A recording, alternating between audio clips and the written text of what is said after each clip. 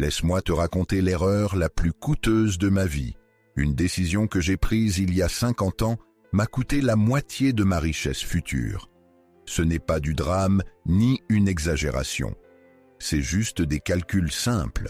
Les intérêts composés agissent dans les deux sens, que ce soit pour ton génie ou pour ta bêtise.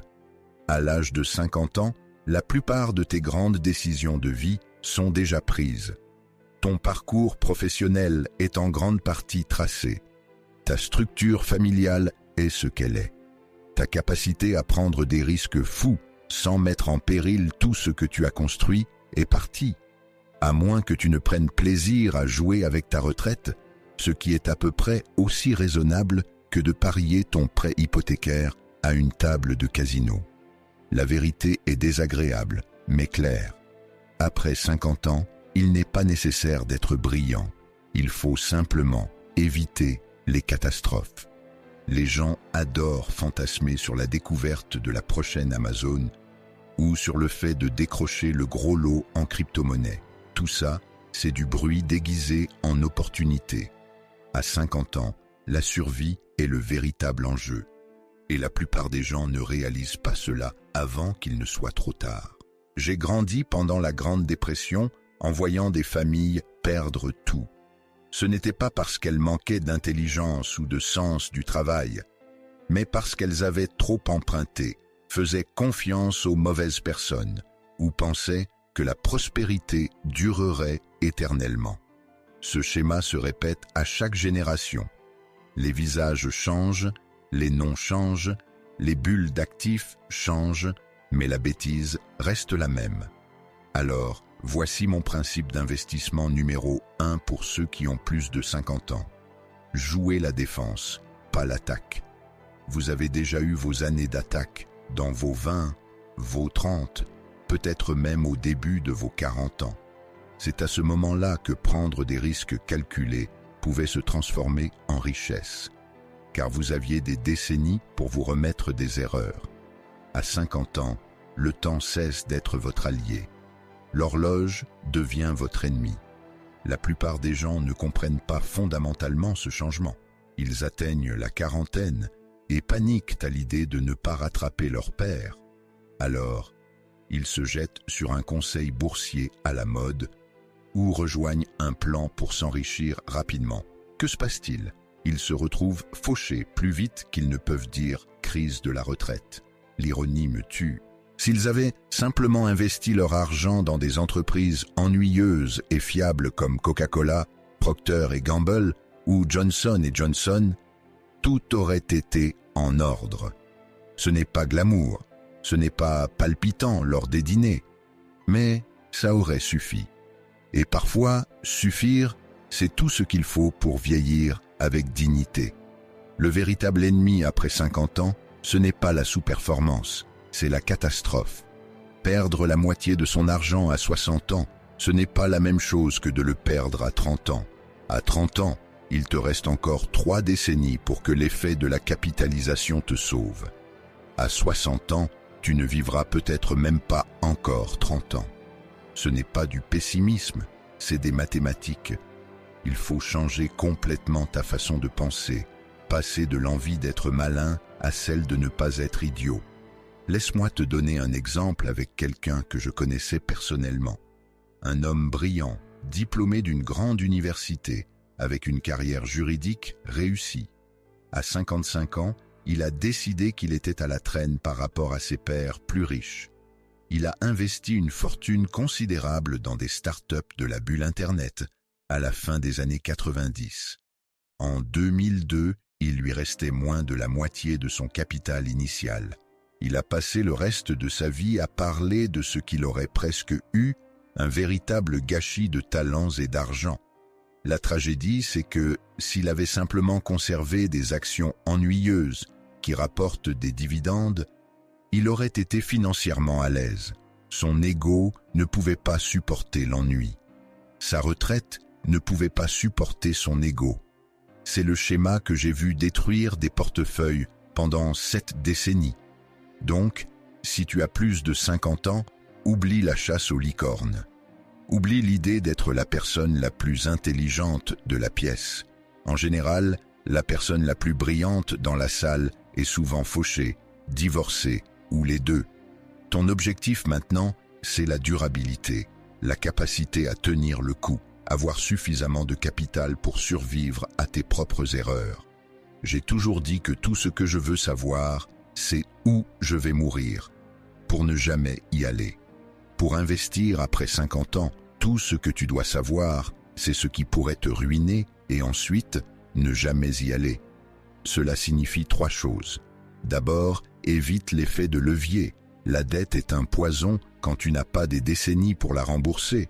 Ensuite, évite la spéculation. Tu ne vas pas surpasser le jeune de 25 ans avec 6 écrans et sans hypothèque. Troisièmement, évitez la complexité. Plus la structure d'investissement est compliquée, plus il y a de chances que vous soyez le pigeon de l'affaire. À 50 ans, votre meilleure stratégie est de garder les choses incroyablement ennuyeuses. L'ennui fonctionne. L'ennui s'accumule discrètement. L'ennui vous permet de dormir paisiblement sans vérifier votre portefeuille à 3 heures du matin. Le monde financier ne récompense pas l'excitation. Il la punit avec une efficacité implacable. Voici le paradoxe que personne ne veut admettre. Moins vos investissements sont palpitants après 50 ans, plus vous aurez de chances de profiter d'une retraite excitante.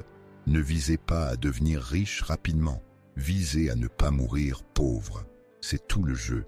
Maintenant, parlons de l'envie, car l'envie a ruiné plus de portefeuilles que les récessions ne l'ont jamais fait. Les gens ne se retrouvent pas fauchés parce qu'ils ne peuvent pas gagner d'argent. Ils se retrouvent fauchés parce qu'ils ne supportent pas de voir quelqu'un d'autre gagner plus. J'ai qualifié l'envie de la plus stupide des 7 péchés capitaux, et je pensais chaque mot. Pourquoi ? Parce que c'est le seul péché où vous ne ressentez même pas de plaisir. La cupidité, au moins, tu prends du plaisir à dépenser. La gourmandise, tu aimes manger. La luxure, eh bien, tu ressens une satisfaction temporaire. Mais l'envie, elle, te laisse juste là, à ruminer ton ressentiment pendant que l'autre profite de son succès. L'envie est aussi contagieuse et destructrice. Si ton voisin achète une voiture de luxe, ta voiture, qui fonctionne parfaitement, te paraît soudainement insuffisante. Si ton beau-frère se vante d'une action qui a multiplié sa valeur par 10, ton investissement stable avec une croissance de 8% te semble être un échec. C'est à ce moment-là que des gens rationnels prennent des décisions catastrophiquement stupides. Laisse-moi te donner un exemple concret. Dans les années 90, Charlie Munger et moi, nous avions des entreprises ennuyeuses, des compagnies d'assurance, une confiserie, des magasins de meubles, des journaux, rien de vraiment glamour. Pendant ce temps, les entrepreneurs de Silicon Valley, qui avaient la moitié de notre âge, faisaient des milliards à partir de rien, sans aucun revenu et avec un maximum de battage médiatique. Nous ressemblions à des dinosaures jusqu'à ce que la bulle éclate en 2000. Les mêmes personnes qui se moquaient de notre approche lente et régulière se retrouvaient soudainement fauchées. Nous, on continuait à croître. Voici la leçon. Le jeu ne consiste pas à surpasser les autres. Il s'agit de ne pas se perdre soi-même. La jalousie te fait oublier cette vérité essentielle. J'ai connu un homme qui a investi de manière raisonnable pendant des années. Des rendements constants, des économies qui augmentaient, rien de flamboyant. Puis ses amis golfeurs ont fait fortune en spéculant sur des actions pétrolières. Il ne supportait pas d'être le petit joueur du club. Alors, il a décidé de s'endetter et de suivre les mêmes transactions. Lorsque le pétrole s'est effondré, son portefeuille a chuté avec. Ses amis ont aussi perdu de l'argent, mais ils avaient encore des carrières qui leur rapportaient. Lui, il se retrouvait face à une retraite avec la moitié de son épargne envolée. À 50 ans ou plus, la jalousie devient mortelle. Tu n'as pas le temps de reconstruire après une erreur de jugement. Une seule décision jalouse peut anéantir 20 années d'accumulation patiente. Les meilleurs investisseurs que j'ai jamais rencontrés se souciaient presque pas de ce que faisaient les autres. Ils ne se préoccupaient pas si leurs voisins se vantaient de gains en crypto-monnaie. Ils ne se souciaient pas si l'étincelle humaine criait à la disruption chaque heure. Ils se souciaient de rester solvables et de faire fructifier leur argent tranquillement pendant des décennies. C'est tout. L'ironie suprême. Si tu veux vraiment profiter d'une vieillesse heureuse, il faut encourager activement tes amis à réussir. La jalousie te rend malheureux à chaque fois que quelqu'un d'autre réussit. Quelle façon terrible de vivre! Imagine avoir 80 ans et être encore amer parce qu'un autre a une maison plus grande en 2025. Quelle perte absolue d'une vie humaine! J'ai survécu à de nombreuses personnes qui étaient plus riches que moi à différents moments, mais je ne les ai jamais enviées, car je voyais que la plupart d'entre elles jouaient à des jeux qu'elles ne pouvaient pas gagner sur le long terme. Et effectivement, elles se sont épuisées, leur argent a disparu, ou elles se sont laissées aller à la boisson jusqu'à la mort, tandis que moi, je suis resté ennuyeux, rationnel et en vie. Donc, si tu as plus de 50 ans, voici un conseil que tu peux prendre au sérieux. Ne te préoccupe plus de ce que les autres gagnent. Ne mesure pas ta vie par rapport au portefeuille de ton voisin. Ne passe pas ton temps à faire défiler des potins financiers comme si cela avait de l'importance pour ta situation réelle. La jalousie ne va pas te rendre plus riche, plus intelligent, ni même plus motivé. Elle va juste te pousser à prendre des décisions stupides qui ruinent l'effet de levier. Souviens-toi, ta retraite ne se soucie pas de savoir si quelqu'un d'autre a gagné plus d'argent. Ta famille s'en fiche. Le supermarché ne se préoccupe pas de ta performance relative. Seul ton ego s'en soucie. Et ton ego a fait faillite à plus d'investisseurs que n'importe quel marché baissier dans l'histoire. La jalousie n'est pas seulement un péché, c'est une stratégie d'investissement catastrophiquement mauvaise. Maintenant, parlons de mes propres erreurs, car elles te seront plus utiles que mes réussites. Tout le monde adore entendre parler des gagnants. Presque personne n'étudie les perdants. C'est là que se cachent les vraies leçons. Voici l'une des miennes. Il y a des décennies, j'ai investi dans une entreprise sans vraiment comprendre son avenir à long terme. Sur le papier, ça avait l'air bon marché. Les chiffres étaient clairs. La direction semblait compétente, mais je n'ai pas réfléchi assez profondément à la durabilité du modèle économique. Au final, j'ai réalisé un bénéfice rapide et j'ai vendu trop tôt. Si j'avais eu la discipline et la clairvoyance nécessaires pour conserver cette position, cela aurait pu doubler ma valeur nette finale. Ce n'est pas une exagération, c'est l'intérêt composé. C'est ce qui se passe quand on laisse de grandes entreprises se développer. L'effet de la capitalisation ne pardonne pas les sorties précoces, il les sanctionne de manière permanente. L'erreur ne résidait pas dans l'investissement initial, l'erreur, c'était moi. Je n'avais pas la discipline de rester fidèle à une entreprise vraiment exceptionnelle. Je me suis contenté d'avoir raison à court terme, au lieu de devenir riche à long terme. La plupart des investisseurs commettent la même faute. Ils vendent leurs gagnants trop tôt et s'accrochent à leurs perdants trop longtemps. C'est complètement à l'envers. Il faudrait faire le contraire. Mais la nature humaine nous entraîne dans la mauvaise direction, avec une force magnétique. Les gens recherchent la certitude. Quand quelque chose monte de 30%, ils veulent sécuriser leurs gains. Cela semble sûr et raisonnable. Mais vendre Coca-Cola après une légère hausse dans les années 70 n'était pas prudent. C'était insensé. Cette action a continué à se capitaliser pendant des décennies. Quiconque a vendu trop tôt se congratule tout en dépouillant lentement son futur de manière sournoise. Je ne me tourmente plus avec des regrets. Regretter, c'est de l'énergie émotionnelle gaspillée. Mais j'exploite ce souvenir pour renforcer une règle simple. Si tu déniches une entreprise vraiment exceptionnelle, reste tranquille et conserve-la. Ne cherche pas à être trop malin. Ne te laisse pas emporter par l'impatience. Le monde te pousse sans cesse à agir. Allume les infos et tu verras une multitude de raisons de bouger. Élections, guerres, inflation, récession, panique, manie. Mais la plupart de tout ça, c'est du bruit qui n'impacte pas les grandes entreprises. Les bonnes entreprises résistent au chaos du marché. Les grandes entreprises prospèrent même dans ces moments-là.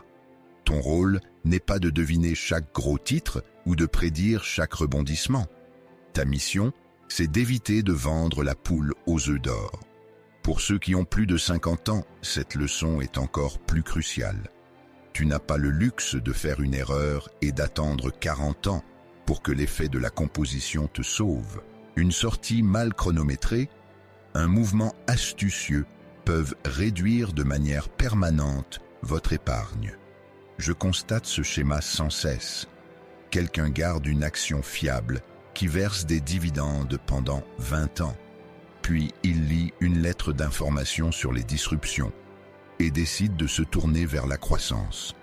Ils abandonnent Johnson & Johnson pour courir après une introduction en bourse technologique. Quelques années plus tard, ils se demandent pourquoi leurs revenus se sont taris et pourquoi leur compte est en train de saigner. L'erreur n'est pas de ne pas pouvoir prédire l'avenir. Personne ne peut le faire. L'erreur, c'est de laisser tomber ce qui fonctionne pour poursuivre ce qui vous excite. L'excitation est une philosophie d'investissement désastreuse. J'aurais pu être beaucoup plus riche si j'avais compris cela plus tôt, mais au moins j'ai fini par l'apprendre. Beaucoup de gens ne le font jamais. Ils passent leur vie à sauter d'opportunité en opportunité, pendant que l'investisseur ennuyeux d'à côté construit tranquillement une véritable richesse durable. Voici la leçon à retenir. Ce n'est pas la brillance qui vous rend riche, c'est l'endurance. C'est la capacité de s'accrocher quand tout dans ta tête te pousse à lâcher prise. Si tu as plus de 50 ans, tu ne peux pas te permettre de refaire mon erreur. Quand tu déniches une entreprise qui continuera à générer des bénéfices dans 20 ans, garde-la. Reste tranquille. Ne te mets pas des bâtons dans les roues en essayant d'être trop malin. Au final, les marchés récompensent la patience, pas l'excitation. Laisse-moi te parler d'un petit truc sur la confiance excessive. La plupart des gens sont bien trop sûrs d'eux et les marchés finissent par punir cette arrogance, tôt ou tard. J'ai observé ce schéma se répéter pendant presque un siècle. Dans les années 30, les gens étaient convaincus que la prospérité ne reviendrait jamais. Ils ont amassé de l'argent et ont complètement raté la reprise. Dans les années 60, tout le monde était persuadé que les grandes entreprises américaines allaient croître à des taux élevés pour toujours. Ils ont ignoré les évaluations et se sont fait écraser dans les années 70. Stagflation. À la fin des années 90, les investisseurs pensaient que les actions technologiques ne faisaient qu'augmenter. On sait tous comment cette illusion a fini. Avoir confiance, c'est génial, mais ça n'a rien à voir avec la précision. En réalité, j'ai remarqué le schéma inverse. Les personnes qui semblaient les plus sûres d'elles étaient souvent celles qui perdaient le plus d'argent. Voici la vérité. Le monde est trop complexe pour que tu puisses tout savoir. On ne devient pas riche en se prenant pour un expert. On s'enrichit en reconnaissant ce qu'on ne sait pas et en l'évitant avec rigueur. Quand Charlie Munger et moi avons créé l'étincelle humaine, nous avons refusé des milliers d'opportunités d'investissement. Nous ne les comprenions pas, donc nous les avons complètement ignorées. Et devine quoi? Nous n'avons pas raté grand-chose d'important. Le baseball te lance plein de balles. Tu n'es pas obligé de frapper à chaque fois. Mais la plupart des investisseurs ne peuvent pas s'empêcher de frapper. Ils pensent qu'avoir un avis sur tout les rend intelligents. Ils te diront où vont les prix du pétrole, quels seront les taux d'intérêt l'année prochaine, comment une certaine start-up va tout révolutionner. Ce qu'ils ne te diront pas, c'est que 90% de ces opinions seront fausses. Passé 50 ans, Ce défaut de confiance en soi devient vraiment dangereux. Tu n'as pas la même marge d'erreur qu'un jeune parieur avec des décennies devant lui. Si tu investis de l'argent sur des opinions mal réfléchies, le marché ne te le pardonnera pas. Et contrairement à tes 30 ans, tu n'as pas une autre trentaine d'années pour te reconstruire à partir des décombres. Une fois, j'ai observé un avocat à Los Angeles qui avait du succès. Un gars brillant, avec un excellent revenu, qui a décidé qu'il était aussi un expert en trading de devises. Il a lu quelques articles, a formé des opinions pleines de confiance et a misé lourdement contre le yen japonais. Cela a anéanti la plupart de ses économies de retraite. Non pas parce que les marchés des devises sont intrinsèquement imprévisibles, c'est évident, mais parce qu'il était incroyablement sûr de sa capacité à les prévoir. L'ironie tragique, c'est que s'il avait simplement admis « je ne sais rien sur les devises » et avait laissé son argent dans des fonds indiciels ennuyeux, il aurait été complètement en sécurité. Mais les gens préfèrent souvent être bruyamment dans l'erreur que silencieusement sages. Voici ce que je te recommande vivement. Développe le courage de dire « je ne sais pas ». C'est une qualité rare et incroyablement précieuse. Si tu peux reconnaître ton ignorance réelle, tu ne vas pas parier de l'argent sur des absurdités. Tu te concentreras sur des domaines où tu as vraiment des compétences. C'est exactement ce que nous avons fait chez Berkshire. Nous avons saisi les affaires d'assurance. Nous avons compris l'avantage concurrentiel de Coca-Cola. Nous avons cerné le pouvoir de prix de CS Candy et la fidélité de ses clients. Donc, nous les avons achetés et conservés. En revanche, nous n'avons rien compris aux compagnies aériennes ni aux modèles économiques, alors nous les avons complètement laissés de côté. Cette simple habitude, reconnaître son ignorance, nous a sauvés d'innombrables désastres. L'excès de confiance tue plus d'investisseurs que les récessions. Ce n'est pas le marché qui te détruit, c'est l'illusion de savoir plus que ce que tu sais vraiment. Donc, si tu as plus de 50 ans, écoute bien. Arrête de te comporter comme un oracle. Tu n'as pas besoin d'avoir des avis sur chaque secteur, chaque tendance, chaque pays, chaque technologie. Tu dois juste bien maîtriser quelques éléments et le faire avec plaisir. Reconnais que tu ne sais rien sur le reste. En fait, je vais même aller plus loin. Plus quelqu'un semble sûr de lui concernant l'avenir, plus il faut s'éloigner rapidement. Le monde regorge de personnes prêtes à vous vendre une fausse certitude. Les analystes, les experts, les vendeurs, tous paraissent brillants et pleins de confiance, mais aucun d'eux ne paiera vos factures lorsque leur certitude fera exploser votre portefeuille. Alors, la prochaine fois que vous ressentez l'envie de prédire l'imprévisible, arrêtez-vous et demandez-vous « Et si je ne savais tout simplement pas ?» Cette question toute simple pourrait bien sauver votre retraite entière. Parlons d'un sujet que la plupart des gens ne comprennent jamais vraiment.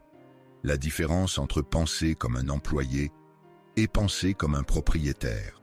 Cela n'a rien à voir avec les titres de poste ou les niveaux de revenus. C'est une question d'état d'esprit. La plupart des gens, même ceux qui sont très intelligents, passent leur vie à jouer à des jeux de carrière. Ils cherchent à obtenir des promotions, des titres, des bureaux avec vue et des avantages. Ils passent des années à essayer d'impressionner des patrons qu'ils ne respectent même pas. Ils peaufinent leur CV au lieu de construire une véritable richesse. C'est du carriérisme et c'est un piège bien élaboré. J'ai souvent dit que le monde n'est pas guidé par la cupidité. C'est plutôt l'envie qui le motive. Le carriérisme s'alimente directement de cela. Tu vois la personne à côté de toi obtenir un titre plus prestigieux et tout à coup, tu en veux un aussi. Mais les titres ne s'accumulent pas. Ils ne rapportent pas de dividendes. Ce qui rapporte, c'est la propriété. Quand Warren et moi avons créé Berkshire, on ne se souciait pas de paraître important ou impressionnant. On voulait posséder des choses qui généraient des revenus pendant qu'on dormait. CS Candy, Coca-Cola, des compagnies d'assurance. Ils ne se souciaient pas de savoir si on avait des titres de vice-président. Ils nous envoyaient simplement des chèques chaque trimestre. Pendant ce temps, je vois des avocats brillants, des banquiers d'investissement et des cadres perdre des décennies à gravir les échelons de l'entreprise. Ils gagnaient de gros salaires, mais ne possédaient rien qui travaille pour eux de manière autonome. Dès qu'ils arrêtaient de se rendre au bureau, l'argent s'arrêtait aussi. Ce n'est pas de la richesse. C'est juste un tapis roulant de luxe avec de meilleurs costumes. Si tu as plus de 50 ans, cette leçon est plus importante que presque tout le reste. Tu n'as pas un temps infini pour échanger des heures contre des euros.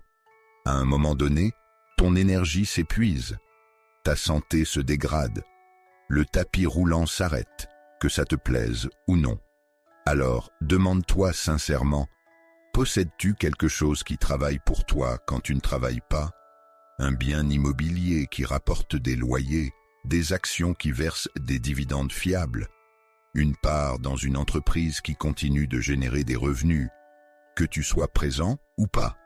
Si la réponse est non, tu n'es pas vraiment en train d'investir.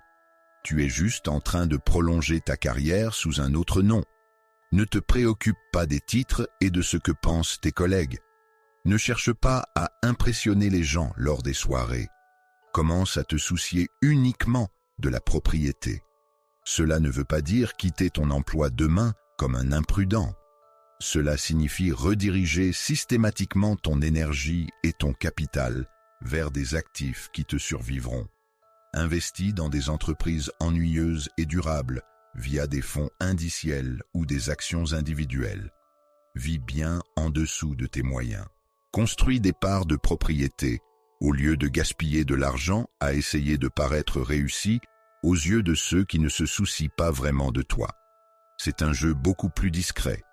Personne ne t'applaudit quand tu achètes des actions de Procter & Gamble. Il n'y a pas de validation sociale, pas de montée d'ego. Mais dans 20 ans, ces actions continueront à te rapporter des dividendes, alors que tous les applaudissements de carrière se seront évanouis dans le silence. Le carriérisme s'estompe. La propriété, elle, s'accumule. Choisis celle qui comptera encore quand tu auras 70 ans et que tu ne pourras plus travailler. Si tu as vécu la Grande Dépression, tu ne l'oublieras jamais vraiment. Je suis né en 1924. Quand j'étais petit, l'économie s'était complètement effondrée. Les banques faisaient faillite par milliers. Les entreprises fermaient du jour au lendemain. Des familles souffraient réellement de la faim. Aujourd'hui, les gens pensent que la volatilité, c'est quand le marché boursier chute de 10% en un mois. En 1932, le marché boursier avait chuté de presque 90% par rapport à son sommet. Ce n'était pas de la volatilité, c'était une apocalypse financière. J'ai vu des hommes adultes perdre leur gagne-pain en quelques jours. J'ai vu des familles s'installer ensemble parce qu'elles ne pouvaient pas se permettre de payer des loyers séparés. Ma propre famille savait ce que c'était que de faire des économies à chaque coin de rue et de tirer chaque dollar jusqu'à ce qu'il crie. C'était sombre, brutal, et ça a laissé une empreinte psychologique permanente sur ma façon de percevoir le risque pour le reste de ma vie. La leçon la plus importante de cette époque, c'est qu'on ne peut vraiment pas compter sur le fait que les temps prospères durent éternellement. Les gens d'aujourd'hui oublient cela sans arrêt. Ils pensent que la prospérité est la norme de la civilisation. Ce n'est pas le cas.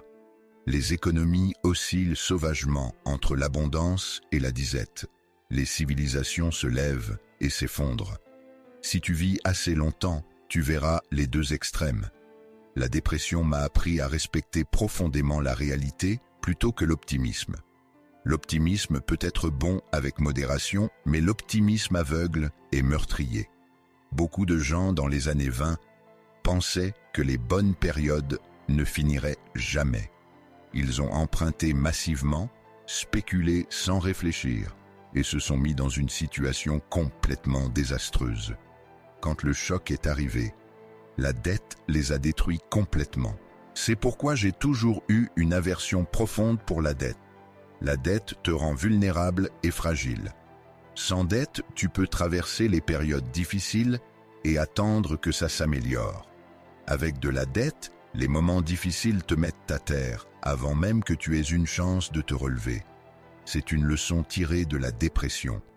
La résilience l'emporte sur l'intelligence à chaque fois. Je vois des petites entreprises, pas très excitantes, survivre grâce à leur frugalité et leur capacité d'adaptation. Pendant ce temps, les grands acteurs, avec leurs plans astucieux, disparaissent du jour au lendemain comme de la fumée. Les survivants n'étaient pas des génies. Ils étaient simplement assez solides pour résister au chaos. C'est une leçon que la plupart des investisseurs ne saisissent toujours pas aujourd'hui. Tout le monde veut être brillant et impressionnant. Personne ne veut être ennuyeusement résistant. Pourtant, c'est justement cette durabilité qui te permet de traverser des effondrements qui n'arrivent qu'une fois dans une vie. J'applique ces leçons de dépression tout au long de ma carrière d'investisseur. Je ne tente pas de prédire les récessions. Personne ne peut le faire de manière fiable. Ce que je fais, c'est supposer qu'elles finiront par arriver et me préparer en conséquence. Cela signifie toujours garder une marge de sécurité. Cela veut dire éviter l'effet de levier comme la peste. Cela implique de posséder des entreprises qui vendent des produits que les gens continueront d'acheter, que ce soit en période de prospérité ou de crise. Des bonbons, des sodas, des assurances, des biens de consommation essentiels. Les gens se moquaient de nous quand nous avons acheté des bonbons saisis. Combien d'argent peut-on vraiment gagner en vendant des chocolats? Ils se moquaient de nous. Eh bien, il s'avère que les gens mangent du chocolat même en période de récession. En fait, ils en consomment même plus pour se réconforter à moindre coût. Ces entreprises ont survécu à des baisses qui ont anéanti des affaires bien plus tape à l'œil. C'est le genre de sagesse que l'on acquiert seulement après avoir vécu de vraies difficultés économiques. Maintenant, si vous avez plus de 50 ans, il est crucial d'intégrer cela avant tout. Vous n'aurez pas une seconde grande dépression pour réapprendre ces leçons de la manière difficile. Si vous faites exploser vos finances une fois à cet âge, vous ne vivrez pas assez longtemps pour reconstruire à partir de zéro. C'est pourquoi vous devez absolument structurer l'ensemble de votre portefeuille pour la résilience et non pour des illusions. Quand tu entends des gens se vanter de l'énorme levier qu'ils utilisent ou de la brillance de leur algorithme de trading, pense à 1932. Pense aux files d'attente pour le pain. Pense à ces hommes qui se croyaient des génies et qui se retrouvaient soudainement dans des soupes populaires à quémander de la nourriture. Le monde a vraiment changé depuis la dépression. La technologie, la médecine, la communication, tout a été transformé. Mais la nature humaine, elle, n'a pas bougé d'un pouce. Les gens restent toujours aussi cupides. Ils s'endettent trop. Ils croient encore que les temps prospères vont durer éternellement. Et tous les quelques décennies, la réalité leur met une bonne claque. Mon conseil est simple. Apprends de l'histoire que tu n'as pas vécue. Pas besoin de traverser une autre grande dépression pour saisir le danger mortel de la stupidité. Tout ce qu'il te faut, c'est une humilité intellectuelle et une mémoire historique. Si je devais résumer mon prétendu succès à 3 habitudes, ce serait celle-ci. J'ai évité les dettes, j'ai évité le drame et j'ai évité les gens stupides. Voilà tout. Pas de formule magique, pas d'algorithme secret, juste une discipline de soustraction. Laisse-moi te détailler chaque point. D'abord, la dette. Je l'ai répété 1000 fois, mais ça mérite d'être souligné. La dette, c'est du poison. Elle détruit la discipline, amplifie chaque erreur et garantit que, lorsque les temps difficiles arrivent inévitablement, tu es le premier à tout perdre. J'ai vu des gens dans les années 30 emprunter contre leur maison, pensant être en sécurité. Quand la crise est survenue, ils ont tout perdu, la maison, les économies, l'avenir. Cette image est gravée dans ma mémoire pour toujours. Charlie Munger et moi avons construit Berkshire sans compter sur l'argent emprunté. On aurait pu booster les rendements à court terme avec de l'effet de levier, c'est vrai. Mais 1 ou 2 paris ratés avec de la dette, et on aurait été ruiné comme tout le monde. Rester solvable était infiniment plus crucial que de paraître intelligent à Wall Street. Si tu as plus de 50 ans, la dette est carrément mortelle. À 30 ans, peut-être que tu peux te relever d'une erreur de levier. À 60 ans, c'est fini. Tu ne vivras pas assez longtemps pour que l'effet de la capitalisation te sorte de ce pétrin. Deuxième habitude, je ne supporte pas le drame. J'ai systématiquement évité les conflits inutiles, les querelles sans fin, les relations toxiques et les gens qui semblaient accros au chaos. Le drame dépense une énergie colossale qui pourrait être utilisée à penser de manière claire, à construire patiemment ou simplement à profiter de la vie. De nombreux hommes financièrement avisés ont été complètement ruinés, non pas par de mauvais investissements, mais par de mauvais divorces, de mauvaises associations professionnelles ou des colères mal placées. On peut être brillant en finance et se retrouver quand même à la rue à cause du chaos personnel. Je n'étais pas intéressé par cette voie. Troisième habitude, j'évitais les gens peu intelligents. Et par peu intelligents, je ne parle pas seulement de faible quotient intellectuel. Je fais référence à ceux qui sont imprudents, malhonnêtes, peu fiables ou accros aux raccourcis et aux arnaques. Ils sont radioactifs. Leurs bêtises se propagent comme une maladie. Passe suffisamment de temps avec eux et tu finiras par être entraîné dans leur chute inévitable. Au début de ma carrière, j'ai observé des collègues se laisser entraîner par des opérateurs habiles qui promettaient des rendements énormes avec un risque minimal. Le schéma était toujours le même. Discours rapide, affaires douteuses, effondrement inévitable. Les collègues avisés se retrouvaient souvent entraînés vers le bas simplement par association et proximité. J'ai donc décidé d'établir une règle d'acier.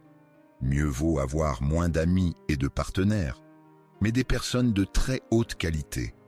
Mon partenariat avec Charlie Munger a fonctionné à merveille pendant plus de 50 ans. Ce n'était pas parce que nous étions toujours d'accord. Nous avions souvent des désaccords, mais nous partagions des principes fondamentaux identiques.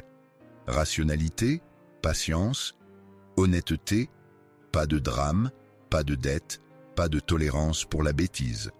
Cette base commune nous a rendus incroyablement résilients. La plupart des gens sous-estiment énormément l'importance d'éviter les mauvaises choses. Tout le monde se concentre sur la recherche de la bonne action, du bon deal, de la bonne opportunité. Ils ignorent complètement que dire non est bien plus crucial que de dire oui. Un bon oui peut vous rapporter de l'argent. Un seul faux pas catastrophique peut te ruiner pour toujours et anéantir des décennies de croissance. Si tu as plus de 50 ans, ce principe est incontournable. C'est une question de survie. Tu ne peux pas te permettre de perdre des années à te défaire de mauvaises décisions. La marge d'erreur a disparu. Alors, coupe sans pitié. Pas de dette, pas de drame, pas de personnes idiotes dans ta vie. Ça peut sembler sévère et asocial, mais ça t'apporte la tranquillité d'esprit. Et la tranquillité d'esprit vaut bien plus que de grappiller quelques points de pourcentage de rendement, tout en perdant le sommeil. Souviens-toi, la richesse ne se construit pas par la brillance. Elle se préserve par une discipline de fer. Et la plupart du temps, la discipline, c'est simplement la capacité de s'éloigner des tentations stupides. Voici quelque chose que la plupart des gens n'ont vraiment pas envie d'entendre. Mais c'est la vérité.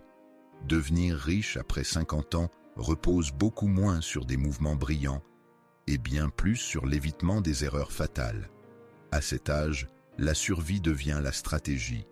Tu peux encore accumuler une richesse significative après 50 ans. J'ai vu pas mal de gens réussir, mais ils ne l'ont pas fait en suivant des conseils à la mode ou en faisant du trading comme des jeunes de 25 ans qui n'ont rien à perdre. Ils ont réussi en étant ennuyeux, constants et toujours rationnels pendant des décennies. La vérité surprenante, c'est que vous n'avez pas besoin de doubler votre argent du jour au lendemain pour gagner. Il suffit de ne pas se mettre dans le pétrin. Laissez-moi vous donner un exemple concret. Je connaissais un médecin avec un bon revenu et des habitudes de dépenses raisonnables. À 55 ans, il a commencé à investir systématiquement ses économies dans un panier diversifié d'actions de qualité qui versent des dividendes. Rien de flashy, rien d'excitant. Il a complètement ignoré le bruit du marché, a réinvesti religieusement ses dividendes et a vécu bien en dessous de ses moyens. À 70 ans, il n'était pas incroyablement riche, mais il était vraiment libre financièrement. Pas de dette, un revenu passif conséquent et une vie confortable et sécurisée. Maintenant, comparez cela à un autre homme que je connaissais, un entrepreneur astucieux qui pensait être à la traîne par rapport à ses pairs sur le plan financier. À 52 ans, il a investi toutes ses économies dans des projets immobiliers spéculatifs, en s'endettant au maximum. Lorsque le marché a chuté, il s'est retrouvé complètement ruiné à 57 ans. Il a dû tout recommencer à zéro. La différence entre ces deux hommes n'était pas l'intelligence ou l'éthique de travail. C'était une question de discipline. Voici le paradoxe que personne ne veut admettre. À 50 ans, il n'est pas nécessaire d'être brillant pour réussir.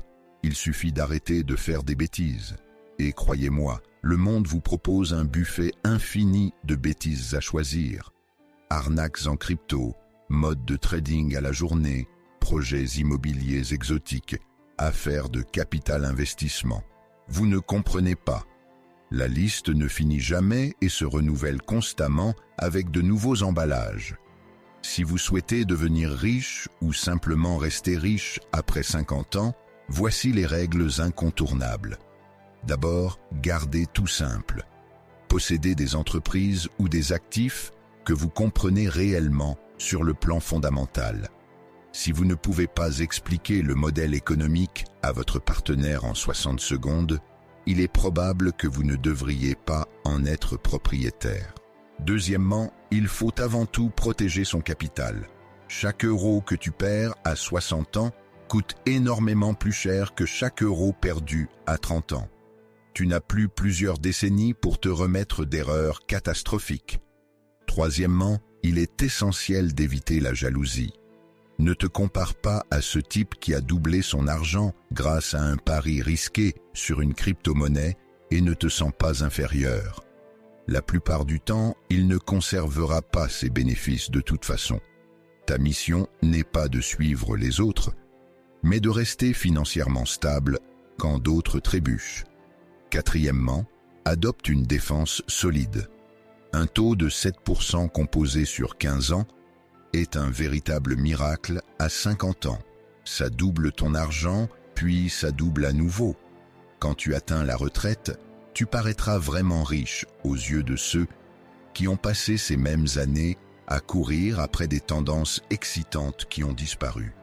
La plupart des gens de plus de 50 ans oublient complètement cette vérité fondamentale. Pas besoin d'être exceptionnel. Il suffit de rester solvable et patient. Le monde a une façon mystérieuse de récompenser ceux qui persistent pendant que d'autres se détruisent. En toute honnêteté, je n'avais pas prévu de devenir milliardaire.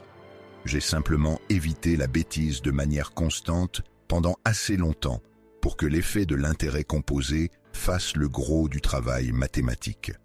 Je ne me suis tout simplement pas tiré une balle dans le pied. C'est ça, le vrai enjeu quand on prend de l'âge. Donc, si tu as plus de 50 ans et que tu es vraiment inquiet, il est trop tard. Arrête de paniquer tout de suite. Tu n'as pas besoin de te réinventer ou de découvrir la prochaine grande innovation technologique. Tu n'as pas besoin de devenir quelqu'un que tu n'es pas. Il te faut 3 choses, de la patience, de la simplicité et de la durabilité. Ce n'est pas un conseil glamour qui impressionne lors des soirées, mais c'est le seul qui fonctionne réellement. Si tu veux une vérité brutale pour conclure, La voilà. Si tu ne dépenses pas moins que ce que tu gagnes, personne sur cette terre ne pourra t'aider. Ni moi, ni Warren, ni le conseiller financier le plus intelligent de la planète. Les règles de l'arithmétique ne se soucient ni de tes émotions, ni de tes préférences de vie, ni de tes excuses bien ficelées. Si tu dépenses plus d'argent que ce que tu en gagnes, le résultat final est mathématiquement inévitable. Tu te retrouves à sec. C'est aussi simple que ça. J'ai vu des gens qui gagnent des revenus à 6 chiffres vivre comme des pauvres en vieillissant parce qu'ils ne pouvaient pas s'empêcher de dépenser tout ce qu'ils gagnaient, et même un peu plus. Et j'ai observé des personnes avec des revenus modestes mourir dans le confort et la dignité parce qu'elles ont vécu simplement et investi la différence de manière régulière pendant des décennies. Ce n'est pas une question d'intelligence ou de chance. Tout repose sur le comportement et l'autodiscipline. Dépenser trop est le moyen le plus rapide de ruiner n'importe quel plan d'investissement. Peu importe ton âge, que tu aies 25 ou 65 ans. Si tu continues à creuser le trou chaque mois, l'effet de la capitalisation travaille contre toi au lieu de t'aider. Les gens me demandent sans cesse, « Charlie, quelle est la meilleure stratégie d'investissement pour mon âge ?» Ma réponse est généralement la même. Arrêtez d'acheter des trucs chers dont vous n'avez pas vraiment besoin. Ce simple conseil pourrait résoudre la moitié des problèmes financiers dans le monde entier. Passé 50 ans, les conséquences des dépenses excessives deviennent beaucoup plus marquées et durables. On ne peut pas se permettre de faire des erreurs à l'infini et de tout recommencer tous les 10 ans comme le font les jeunes.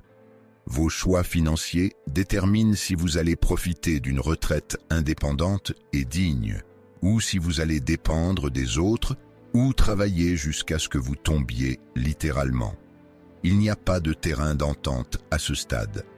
L'objectif à ce moment de la vie n'est pas de briller ou d'impressionner qui que ce soit. Ce n'est pas de courir après le meilleur rendement possible ou le portefeuille le plus palpitant. L'objectif est une simple dignité et indépendance. C'est savoir avec certitude que vous n'aurez pas à mendier de l'argent à vos enfants adultes ou à travailler jusqu'à ce que votre corps lâche. Et cette issue digne ne provient pas de stratégies de trading astucieuses ou de conseils boursiers à la mode. Elle découle uniquement de la retenue et de la discipline sur le long terme. Si tu élimines systématiquement les dettes, que tu évites les drames personnels, que tu ignores les gens idiots et que tu vis toujours en dessous de tes moyens, tu as déjà surpassé 90% de l'humanité dans le jeu de l'argent. Si tu maintiens cette routine ennuyeuse assez longtemps, l'effet de la composition mathématique s'occupera du reste. Les chiffres se gèrent d'eux-mêmes, mais si tu dépenses plus que ce que tu gagnes, oublie tout le reste. Personne ne peut te sauver de cette erreur fondamentale. Même les dieux de la bourse ne peuvent pas te sauver de tes propres habitudes de consommation. Alors, voici ma dernière question à méditer. Honnêtement, quand tu auras 70 ans, veux-tu envier les jouets coûteux et les vacances de tes voisins? Ou préfères-tu vraiment profiter de ta propre liberté et indépendance financière? Le choix est philosophiquement évident. L'exécution, en revanche, est tragiquement rare. La plupart des gens font le mauvais choix sans même s'en rendre compte. Souviens-toi de cela avant tout. Le monde ne récompense pas vraiment le génie autant qu'il récompense l'évitement de la stupidité. Et rien n'est plus complètement idiot que de se plonger dans la misère et la dépendance financière. Ne le faites pas. Les chiffres ne pardonnent pas. Et le temps n'est plus de votre côté. Voilà tout ce que j'ai à dire sur l'argent après 50 ans. Ce n'est pas si compliqué, mais cela demande une discipline que la plupart des gens n'ont pas. Si vous parvenez à gérer ces fondamentaux, à éviter les dettes, à fuir la jalousie, à ne pas être trop sûr de vous, à penser comme un propriétaire, à mener une vie tranquille et à dépenser moins que ce que vous gagnez, vous vous en sortirez bien. Pas forcément milliardaire, mais ça ira. Et aller bien est un résultat magnifique quand vous êtes Charlie Munger.